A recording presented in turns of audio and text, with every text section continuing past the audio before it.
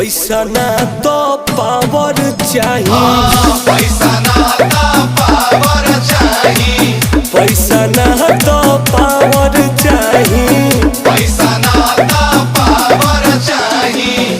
हमारा में दोसर हो कौन रे।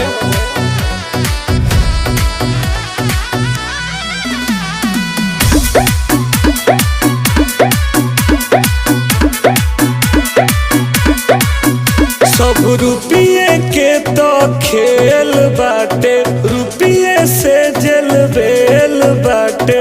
भैया के आगे सब फेल बाटे, सीधे अंबानी से मेल बाटे। एकदम सही कहता हूँ भाई। हमारा से कौन बरिया